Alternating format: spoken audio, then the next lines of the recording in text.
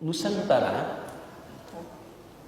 saat terbentuk dalam lingkungan di peta di bumi itu dihuni oleh penduduk dengan kepercayaan yang beragam. Dulu Islam sudah ada di awal-awal masa. Abad ke-7 masuk ini. Yang bilang abad ke-13 itu palsu itu ya. Itu palsu itu dari Snokhorny, orang Belanda yang memang mencari celah untuk bisa memutarbalikkan fakta sejarah, mengeluarkan kita dari keyakinan keislaman kita. Dia punya misi yang dia maksudkan perkembangan Islam, ya, bukan awal datangnya Islam. Majapahit sudah ada waktu itu. Jangan ngarang, baca lagi sejarahnya. Awas, hati-hati. Majapahit itu baru muncul tahun 1294. Lebih duluan Islam kerajaan di Samudra Pasai 1275. Berapa tahun coba sebelum datangnya ini? Cepat, 19 tahun.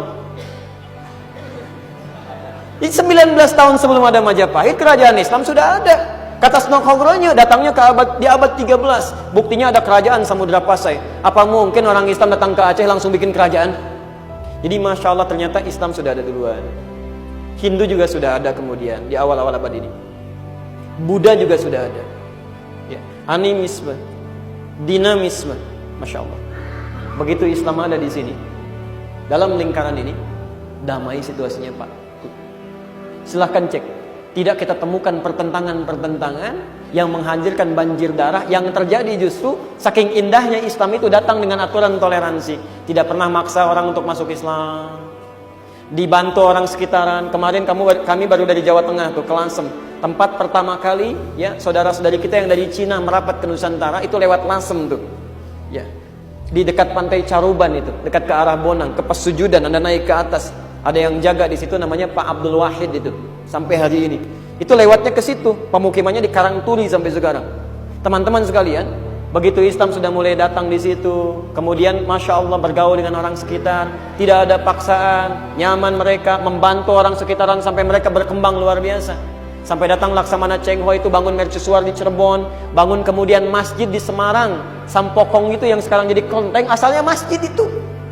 Dibangun oleh Laksamana Cheng Ho, membawa kemudian 62 kapal, 27.000 pasukan kemudian datang. Dinasti Ming itu, diajak datang. Apa yang dilakukan? Membangun, bukan memerangi.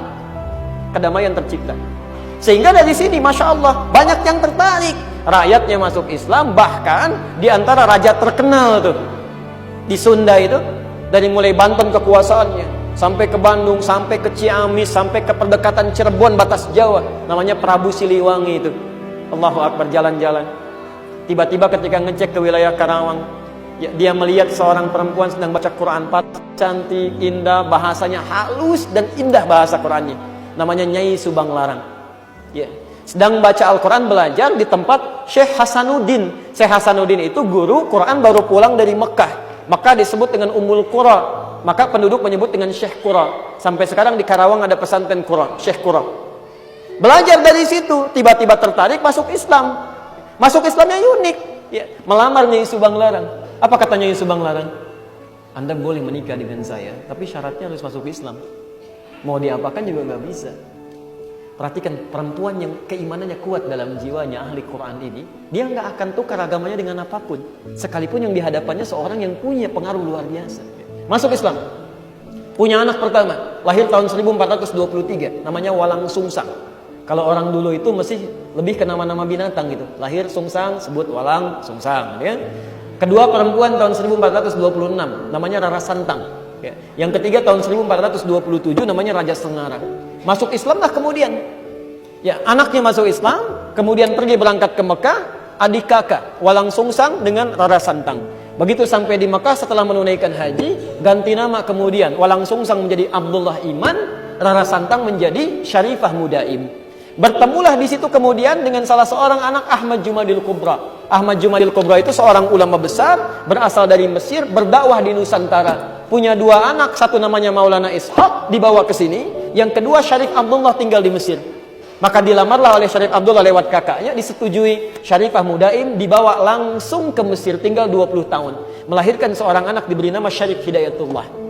Belajar selama 20 tahun dengan Ibnu Athaillah As-Sakandari dan sebagainya. Pulang kemudian ke Nusantara bertemu dengan kakeknya yang sedang berada di pegunungan Jati itu. Maka datang ke situ, diberikan keluasan wilayah yang kemudian diberi gelar dengan Sunan Gunung Jati. Itu namanya Syarif Hidayatullah. Yang ingin saya sampaikan, anak keduanya Maulana Ishaq berdakwah di Nusantara sampai muncul keturunan-keturunan. Saat berdakwah itu tiba-tiba datang yang bukan Hindu, bukan Buddha, bukan animisme, bukan dinamisme. Tahun 1511 Alfonso de Albuquerque datang ke Selat Malaka membawa misi utama, misi suci yang disampaikan oleh Paus Alexander yang ke-6.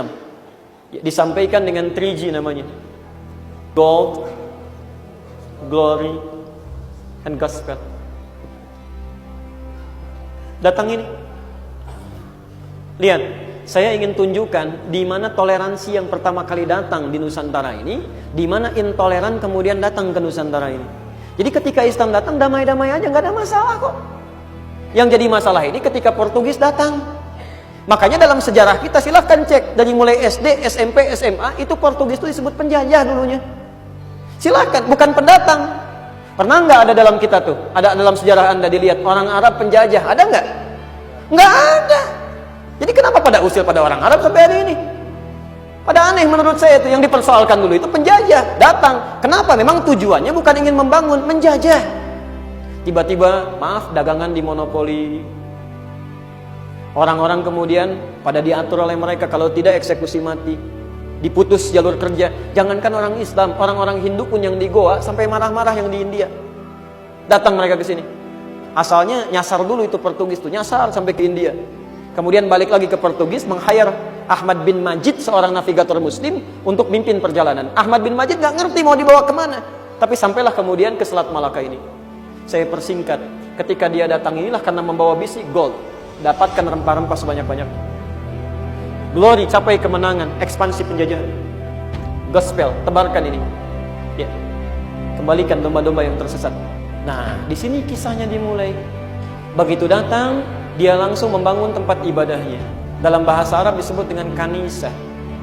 Jamaknya kanais. Bahasa Latinnya dikenal dengan igreja. Igreja. Baik, jadi begitu datang dia bangun igreja.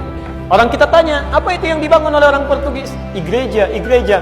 Orang kita kan semakin banyak diucapkan, biasanya semakin berubah pelafalan sesuai dengan konteks pelafalannya. Igreja, igreja, igreja, igreja, gereja. Ya? Sampai hari ini. Jadi gereja itu asalnya bukan bahasa Indonesia. Itu serapan dari bahasa Latin.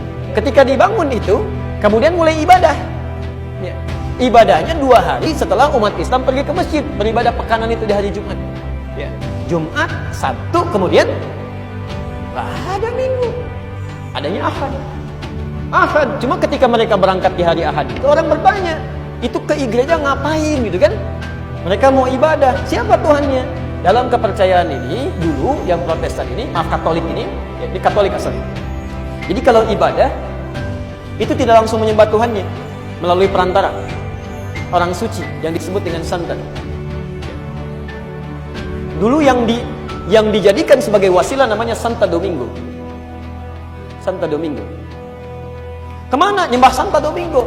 Santa Domingo, Domingo, Domingo, Domingo, Minggu, Minggu, Minggu, Minggu. Minggu dari sini asalnya. Muncullah hari Minggu.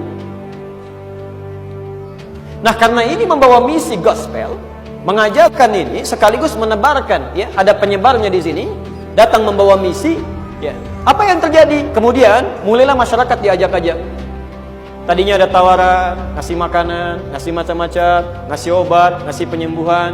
Akhirnya para ulama melihat situasi itu, belajar dari ayat-ayat tadi yang di awal kita bahas. Dari situlah kemudian ulama-ulama kita memberikan fatwa, termasuk Syekh Muhammad Hashim bin Ash'ari yang mendirikan Nahdlatul Ulama tanggal 31 Januari 1926. Perhatikan fatwanya, halaman ke-14, posisi paling kanan sebelah atas. Ya, saya bacakan baris pertama sampai dengan baris kelima saja dulu. Ya. Wa yaqta'u bi takfir. Qala fil Anwar, kata beliau, saya mengutip pengarang kitab Al-Anwar. Posisinya sebelah kanan paling atas, paragraf pertama, baris ketiga, sebelah kiri di pojok. Ya. Wa kullu wa yaqta'u bi takfir kullu qawlin dan cukup dihukumi ikutan kafir. Setiap perkataan, kullu qailin qaulan, setiap orang yang mengatakan bitadlilil ummati, yang menyampaikan pernyataan yang menyesatkan umat. Kata beliau pada saat itu, orang-orang yang menyampaikan pernyataan tapi menyesatkan umat dari akidahnya, itu dihukumi sebagai takfir, dikafirkan itu. Kafir di sini maksudnya melakukan perbuatan yang kafir tadi, keluar dari ketentuan Islam. Yang paling menarik diteruskan, awas. Wa kullu fa'ilin fi'lan, dan setiap orang yang melakukan tindakan-tindakan yang nyata terlihat. La yasduru illa min kafir, yang perbuatan ini tidak bersumber dikerjakan kecuali dari kafir. Kalau kafir itu orangnya atau perbuatannya? Orangnya. Dari non muslim. Diberi contoh, kasujudi lis-salib, seperti mengakui adanya salib. Sudah ada simbol dulu kan ya? Karena ketika mereka datang biasanya di perairan itu sudah bangun ya satu menara, dia kasih salib di atas itu. Lu bikin di gereja. Nah, orang yang tunduk mengakui itu, ya kata Syekh Hashim Asy'ari, itu sudah bermasalah. Dia sudah maksiat besar di situ. Yang paling menarik kalimat selanjutnya, awil mashyi ilal kanais, atau dia ikut-ikutan jalan. Kanais jamak dari kanisah, ke gereja. Jadi kalau orang lain mau ibadah, biarin aja kata beliau. Tapi kalau yang ikutan-ikutan ini orang aneh. Katanya muslim kok ikut-ikutan. Dan beliau nggak nyebutkan ikutannya itu untuk apa. Kata beliau, awil mashyi ilal kanais ma ahliha, atau datang ke kanisah, ke gereja bersama orang-orang yang mau ibadah, tapi orang ini nggak jelas mau ngapain. Itu sudah salah kata beliau. Kenapa fatwa ini muncul? Karena memang sudah ada ajak-ajakan dari sejak dulu. Kenakan. Yang paling menarik, bizanadiriha wa ghairiha, atau mengenakan atribut-atributnya. Jadi dulu fatwa ini sudah ada dari ulama kita. Fatwa ini dibangun bukan ingin mengecilkan agama lain, bukan, tapi toleran dengan ibadah agama saudara kita. Jadi kalau mereka mau ibadah, supaya mereka tenang, nggak mikirin kita, biarin aja. Dan jangan diganggu. Tapi juga kata Syekh Hashim, kita jangan ikut-ikutan. Kata beliau nggak boleh itu. Pakai atributnya, mengenakan dengan mereka, ikut dengan mereka, nggak usah. Kecuali dalam konteks hal yang memang harus dilakukan. Jadi jelas MUI pun tanpa harus mengeluarkan fatwa, kalau kita benar-benar menggali Al-Qur'annya, menggali hadisnya, maka itu cukup bagi kita untuk jadikan patokan sebagai amalan. Kesimpulannya, bila ada di antara kita kemudian yang masih bisa menerima hal seperti itu, berarti dia kurang membangun hubungan baik dengan Allah Subhanahu wa taala. Yang kedua, kata para ulama, dia melakukan maksiat yang besar. Harus bertobat dengan segala apa yang dilakukannya, karena itu jadi konsekuensi serius ketika kembali kepada Allah Subhanahu wa taala. Yang ketiga, tujuan itu dibangun bukan ingin mengecilkan orang lain, bukan. Termasuk melecehkan agama orang lain. Kita ada aturan di Quran, tidak boleh mencela Tuhan orang lain, agama orang lain. Tapi kita hormati mereka dalam konteks penghormatan yang dibenarkan. Biarkan dengan agamanya dan jangan ikut-ikutan. Termasuk juga sampaikan tidak perlu repot mengurusi ritual ibadah-ibadah yang kita kerjakan. Subhanakallahumma wa bihamdika asyhadu an la ilaha illa anta astaghfiruka wa atubu ilaik. Wa akhiru da'wana alhamdulillahi rabbil alamin. Wal 'afwu minkum. Assalamualaikum warahmatullahi wabarakatuh.